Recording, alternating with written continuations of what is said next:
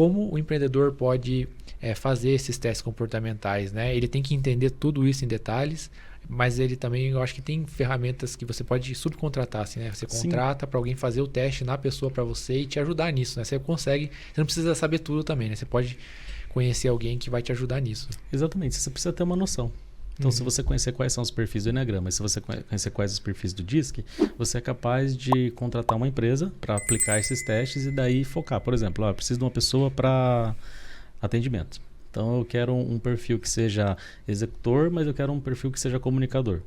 Então, quando você dá isso para a empresa de recrutamento, eles já vão trazer perfis assim já diretamente para você. Então, só que para eles fazer isso, você que tem que pedir. É você que tem que saber qual o perfil que você quer. Então, por isso é importante pelo menos você ter uma noção. Você não precisa saber um conhecimento profundo, mas você precisa dar uma olhadinha nisso para você entender.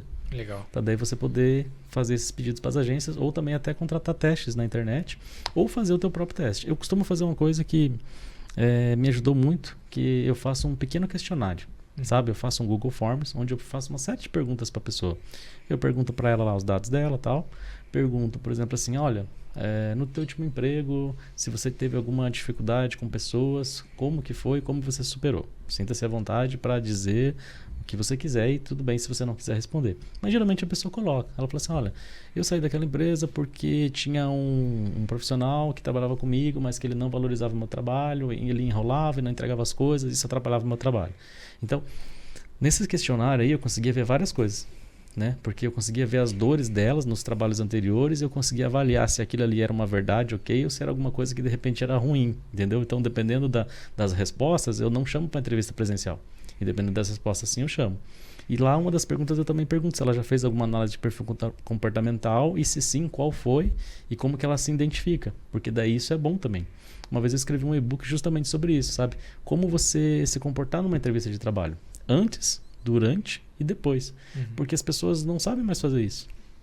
As pessoas não sabem como se comportar, não sabem nem como se apresentar, não sabem nem como se vender, sabe? Elas acham que só fazer um currículo, colocar onde que elas estudaram e algumas coisinhas já é suficiente para você ser contratado. E não é. Falta informação ali, né? Para quem está selecionando ter uma noção mais clara sobre a pessoa. Sim, e o trabalho é relacionamento. No trabalho a gente não está sozinho. Então a gente compartilha o mesmo banheiro, a gente compartilha a mesma copa, então a gente tem que saber se comportar de uma maneira de não gerar problemas e focar no trabalho. E as pessoas também não têm essas noções, sabe? Sim, e depois que o empreendedor ele aplica esse processo de seleção, ele vai ter um desafio de manter esse selecionado na equipe, de manter esse profissional dentro da empresa. O que você dá de conselho nesse caso? Como manter esses talentos na empresa? Olha, isso é uma pergunta complexa. É difícil. Mas assim, na minha visão, hoje, o que eu tenho feito é o seguinte. Primeiro que eu tento ter uma cultura forte a ponto de a pessoa querer continuar comigo. Certo? Porque sempre tem aquele funcionário que está por você e aquele funcionário que está pelo dinheiro. Pelo dinheiro que ele precisa. E está tudo bem. Não tem problema a pessoa trabalhar pelo dinheiro. Está tudo certo. Mas é melhor você ter aquelas pessoas que trabalham por você, porque sempre você vai conseguir dar algo mais. E na minha área, eu sempre fiz aquela questão do over-delivery. Eu nunca entrego para o cliente só o que ele pede. Eu sempre entrego algo a mais. E para entregar algo a mais, eu preciso de pessoas que estejam querendo também entregar algo a mais. Então, a primeira coisa é a cultura forte. Para trazer eles para o nosso lado e fazer eles gostarem da nossa empresa e lutarem pela nossa empresa, assim, sabe? A segunda questão você dá uma perspectiva de crescimento para ele. Porque no passado, a dor que eu mais vi neles e que depois se transformou em minha também, é que como eu não deixava claro essa perspectiva, a pessoa chegava num patamar e de repente ela ia para um outro lugar onde tinha uma perspectiva melhor, no sentido de salário, por exemplo, né? E isso foi um aprendizado para mim. Eu perdi um funcionário muito bom, né? Então fiquei feliz por ele ter conseguido um trabalho bom, mas fiquei triste por eu não ter conseguido manter ele, porque ele era realmente um talento. Mas depois eu reconheci que o erro era meu mesmo, não era dele, sabe? Mas demorei um pouquinho, porque a gente às vezes não consegue entender tudo, né? Naquele momento, né? A gente tem momentos assim que a gente até fica chateado, fica bravo por causa dessas situações, mas depois eu entendi que era eu. E aí então eu criei o plano de cargos e salários, que é onde a pessoa vê a perspectiva. Então, por exemplo, eu vou contratar hoje um programador. Então eu tenho 3 níveis, o júnior, o pleno e o sênior. Só que cada nível ele tem 3 degraus.